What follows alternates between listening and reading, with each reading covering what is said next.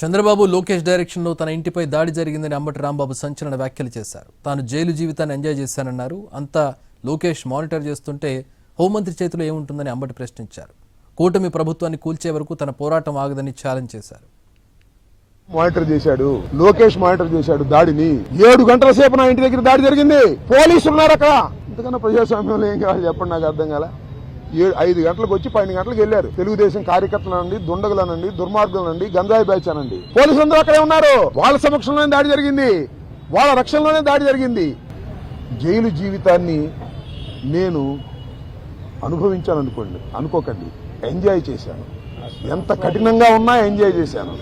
ఎందుకంటే ఒక రాజకీయ స్ఫూర్తితో రాజకీయాల్లోకి వచ్చినటువంటి వ్యక్తిని నేను, పట్టుదలగా ముందుకు సాగే వ్యక్తిని జైల్లో పెడితే భయపడిపోయే వ్యక్తిని అంతకంటే కాదు, మరింత ధైర్యంగా పోరాట పటిమతో ముందుకు వెళ్లేటటువంటి వ్యక్తిని కూడా మనవి చేస్తున్నా.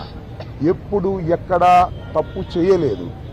పొరపాటు మాట్లాడితే వెంటనే పశ్చాత్తాపడ్డా. పశ్చాత్తాపానికి మించిన ప్రాయచిత్తం లేదంటారే, మరి ఏమిటి? ఎంతమంది పశ్చాత్తాపడ్డారు? నేను తప్ప ఎవరైనా పశ్చాత్తాపడ్డారా అని అడుగుతా ఉన్నా. సరే, ఏది ఏమైనా టైం విల్ డిసైడ్. హోంమంత్రి చేతిలో ఉంది గాడి గుడ్డు మైక్ తప్ప.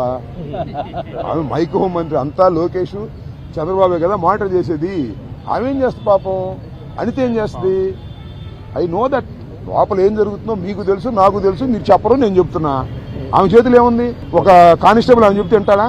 జగన్మోహన్ రెడ్డి గారి నాయకత్వంలో ఈ కూటమి ప్రభుత్వాన్ని ప్రజాస్వామ్యబద్ధంగా కూల్చేంత వరకు ఈ పోరాటం ఆగదు.